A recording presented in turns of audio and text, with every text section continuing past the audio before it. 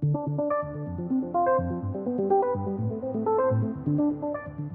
have a question here from Dwayne who says that recently it seems like the fundamentals have had a lot less conviction, with a lot of the recent moves surprising many market participants, and basically ask the question whether the fundamentals still really matter. And this is a fantastic question, Dwayne, and one that many investors and analysts, as well as traders and economists, have been asking since the inception of the COVID-19 pandemic. And it's important at this stage to differentiate, of course, between what exactly we mean by the fundamentals, because it can mean many different things to different people. For some, the fundamentals only refers to the economic data. For others, it refers to the global macro drivers impacting asset prices. For others, it's the sentiment, the day-to-day dominant sentiment drivers of asset prices. For others, it's the macro narratives or themes that are in focus at any given time. So, for traders, for economists, for analysts, what we try to do is we try and value asset prices, and that usually involves looking at its price and the incoming data, and then evaluating whether the current price is in line with its projected future fundamentals. As analysts, we look at the incoming data, and from there, we try and establish a baseline of what comes next.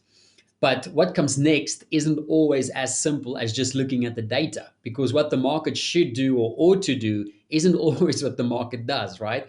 Especially when you have important idiosyncratic factors driving asset prices, like the biggest pandemic, hitting the world since the Spanish flu, which basically saw the world come to a complete standstill due to those nationwide lockdowns. And right now, economists and analysts are in the process of trying to adapt and change their forecast and models to focus on things like high frequency data instead of the hard data, because the hard data is so skewed with all the stuff going on that it's been really difficult for them to track data accurately.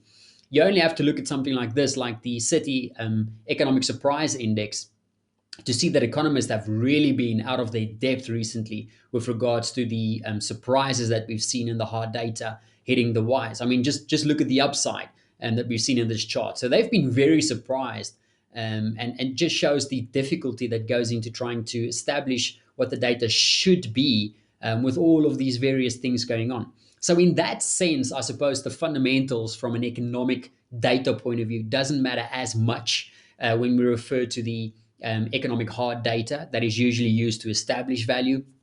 But it's during these times when other aspects of the fundamentals come to life, which of course is the global macro fundamentals, as well as the current macro sentiment drivers or the narratives that the markets are focused on. You see, even though fundamentals in terms of the data is always important, it might not always be what the markets are focused on.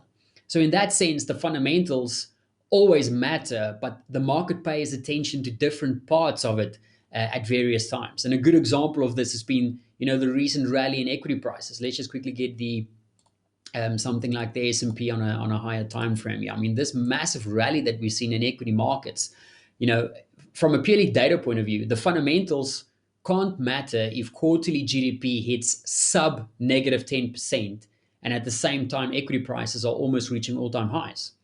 But we know that the markets aren't focused on that sub negative 10% GDP numbers right now. They're focused on other things. They've been focusing on the Fed, for example, and other major central banks that has been performing the biggest monetary and fiscal stimulus programs in the history of financial markets.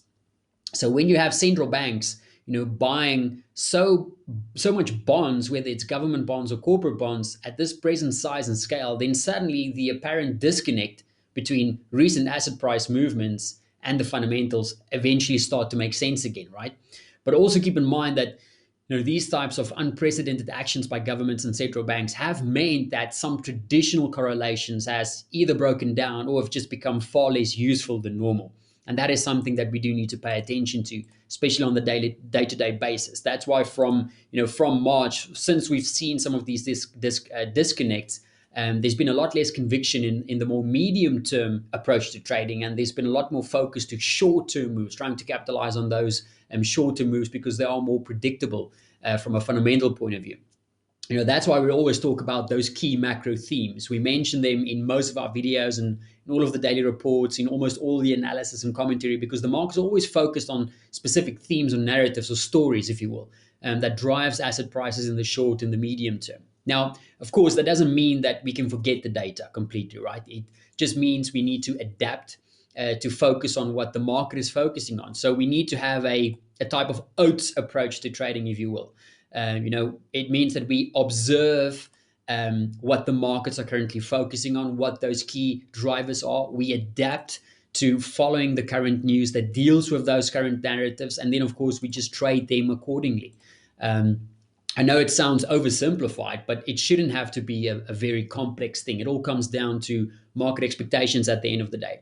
If everybody expects, GDP to come in at sub negative 10% with a massive wide range of expectations, and all the attention is on what the Fed will do next, then it makes sense why some of the typical fundamentals in that sense haven't really mattered, so to speak. So, but of course, Dwayne, there's always going to be shifts in what the market focused on. Eventually, the attention will move back to the economic data, and of course, how that data feeds into the current market themes at that time. So we've seen that happen with the high frequency data recently as well. So it's going to be an always ever changing environment, and that we always need to adapt to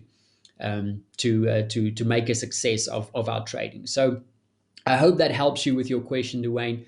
So I do definitely think the fundamentals still matter, but of course, different segments, different parts of it will matter at different times as we go through various economic climates and conditions in the financial markets.